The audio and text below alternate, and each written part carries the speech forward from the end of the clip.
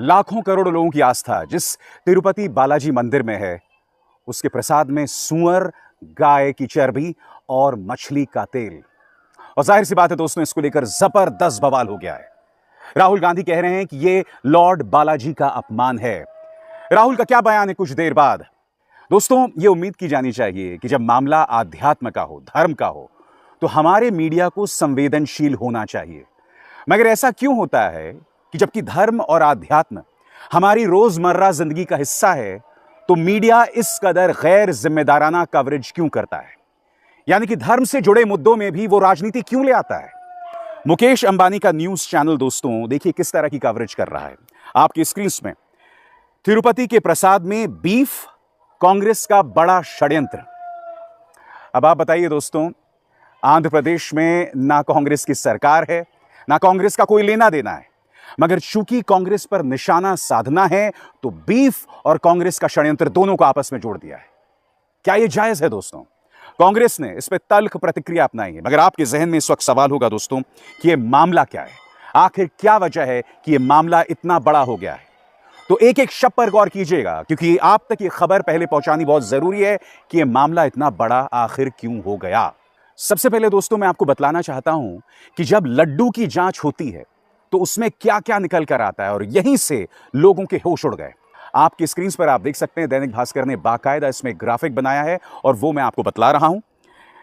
तिरुपति प्रसादम sample report क्या क्या मिला। अब इसमें क्या क्या था दोस्तों, इस पर गौर कीजिए। सोयाबीन, नारियल, सनफ्लावर, कॉटन सीड, जैतून का तेल, अलसी। अब तीन चीजें हैं दोस्तों जो बहुत शॉकिंग हैं: fish oil, Lord, beef tallow. अब आपके जहन में सवाल होगा दोस्तों, ये बीफ टैलो क्या होता है और साथ ही लार्ड क्या होता है? तो बीफ टैलो क्या होता है? जानवरों की चर्बी को धीमी आंच पर पकाया जाता है। पकाने के बाद सिर्फ फैट रह जाता है और यह घी के जैसा दिखता है, और यही बीफ टैलो होता है। जी हां, यही बीफ टैलो उस प्रसाद में पाया गया, उस लड्डू में पाया गया। अब आपके जहन में सवाल होगा कि जिस लार्ड का जिक्र किया जा रहा है लड्डू में, वो क्या होता है? तो यह सूअर की चर्बी से बनाया जाता है। यह भी चिकना होता है, जिसे आसानी से मिलावट कर सकते हैं। मगर बड़ा प्रश्न, आखिर यह मामला सामने कैसे आया? आखिर कैसे पता चला कि लड्डू में मछली का तेल है, बीफ यानी गोमांस और सूअर की चर्बी है? तो आपके स्क्रीन पर दैनिक भास्कर ने जो पड़ताल की है, एक एक शब्द पर ध्यान दीजिएगा दोस्तों। तिरुपति बालाजी के लड्डू में जानवरों की चर्बी, मछली का तेल होने की बात कहां से आई? दावा किया जा रहा है कि राष्ट्रीय डेयरी विकास बोर्ड के पशुधन और खाद्य विश्लेषण और अध्ययन केंद्र यानी CALF की लैब रिपोर्ट में इस बात की पुष्टि हुई कि लड्डू में जानवरों की चर्बी और मछली का तेल है। यह रिपोर्ट 12 जुलाई को TTD और राज्य सरकार को मिल चुकी थी, लेकिन इसका खुलासा मुख्यमंत्री नायडू ने किया। जी हां, 18 सितंबर, इस तारीख पर गौर कीजिए दोस्तों। 18 सितंबर को CM चंद्रबाबू नायडू ने कहा, जगन सरकार में तिरुपति लड्डू प्रसादम को तैयार करने के लिए शुद्ध घी की जगह जानवरों की चर्बी वाला घी इस्तेमाल किया जाता है। कोई यह सोच भी नहीं सकता कि प्रसादम को इस तरह से अपवित्र किया जाएगा। पिछले 5 सालों में YSR कांग्रेस पार्टी ने तिरुमला की पवित्रता को अपवित्र कर दिया है। और दोस्तों, जैसे ही खबर आती है तो जो घी सप्लाई करने वाली कंपनी है उस पर पाबंदी लगा दी जाती है। घी सप्लाई करने वाली 5 कंपनियां बैन, एक का 4 ट्रक घी मिलावट वाला। मामला सामने आने के बाद तिरुमला तिरुपति देवस्थानम यानी TTD ने घी सप्लाई करने वाली कंपनियों से अनुबंध खत्म कर दिया। घी सप्लाई करने वाली कंपनियां premier agri foods, Kriparam dairy, Vaishnavi, Shri Parag milk और AR फूड कंपनी थी। 5 कंपनियों की आपूर्ति में से सिर्फ AR डेयरी के घी में बीफ की चर्बी की पुष्टि हुई। कंपनी के 4 ट्रक में अशुद्ध घी की पुष्टि हुई। हालांकि 5 कंपनियों से अनुबंध खत्म कर दिया गया है और पिछले कई सालों से घी सप्लाई कर रही कंपनी KMF से दोबारा अनुबंध किया गया है। जाहिर सी बात है दोस्तों, इसको लेकर राजनीतिक बवाल शुरू हो गया है। चंद्रबाबू नायडू पूर्व CM जगन रेड्डी पर करारा प्रहार कर रहे हैं। जगन रेड्डी इसका जवाब देते हैं। जगन रेड्डी का बयान आपकी स्क्रीन पर। पूर्व CM जगन मोहन रेड्डी ने भी आरोपों पर पहली प्रतिक्रिया दी है। उन्होंने कहा है कि चीफ मिनिस्टर चंद्रबाबू नायडू ने जुलाई की लैब रिपोर्ट दिखाई है, तब वे CM बन चुके थे, अब तक चुप क्यों रहे? रेड्डी ने कहा कि नायडू राजनीतिक फायदे के लिए भगवान का इस्तेमाल कर रहे हैं। जगन रेड्डी ने कहा कि नायडू ने तथ्यों को तोड़ मरोड़ कर पेश किया है। वे प्रधानमंत्री मोदी और chief justice of India DY Chandrachud को लेटर लिखकर नायडू के खिलाफ कार्रवाई की मांग करेंगे। और स्वाभाविक सी बात है दोस्तों, इस पर राहुल गांधी ने भी अपनी प्रतिक्रिया दी है। मगर इस मुद्दे पर लोग ये सवाल कर रहे हैं कि जिस तरह से न्यूज 18 ने कांग्रेस पर निशाना साधा है, इसमें कांग्रेस का रोल क्या है? जी हां, जैसे कि आप न्यूज 18 की इस खबर को देख सकते हैं। आप जानते हैं दोस्तों, पिछले 5 साल 100 दिनों से कांग्रेस की वहां पर सरकार नहीं है। जगन मोहन रेड्डी की सरकार थी और उसके बाद पिछले 100 दिनों से चंद्रबाबू नायडू की सरकार। तो ऐसे में यह शो क्यों किया जा रहा है? इस पर कांग्रेस ने कड़ी प्रतिक्रिया जतलाई है। मगर सबसे पहले मैं आपको बता दूं, इस पर राहुल गांधी का भी बयान आया है। राहुल गांधी क्या कह रहे हैं? उन्होंने ये ट्वीट किया है जो आप अपने स्क्रीन पर देख रहे हैं। इसका हिंदी अनुवाद भी मैं आपके सामने पेश करता चलूं। राहुल ने कहा है, वेंकटेश्वरा मंदिर में प्रसाद अपवित्र होने की खबरें परेशान करती हैं।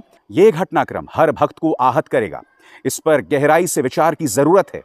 देश भर के मंदिर प्रबंधकों धार्मिक स्थानों की पवित्रता की रक्षा करनी चाहिए।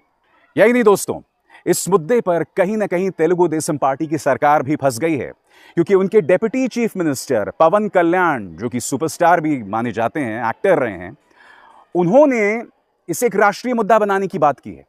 जबकि उनका एक पुराना बयान वायरल हो रहा है जिसमें वो बीफ खाने की वकालत कर रहे हैं और वो ये तक कह रहे हैं कि जिस गुजरात में शाकाहारी खाना खाया जाता है वहां पर गुजरात के दंगे हुए थे, 2002 के दंगे हुए थे। आज वही पवन कल्याण जो हैं वो प्रधानमंत्री नरेंद्र मोदी के साथ बैठे हुए हैं। सबसे पहले मैं आपको बतलाता हूं कि पवन कल्याण का ताजा बयान क्या है आपके स्क्रीन पर।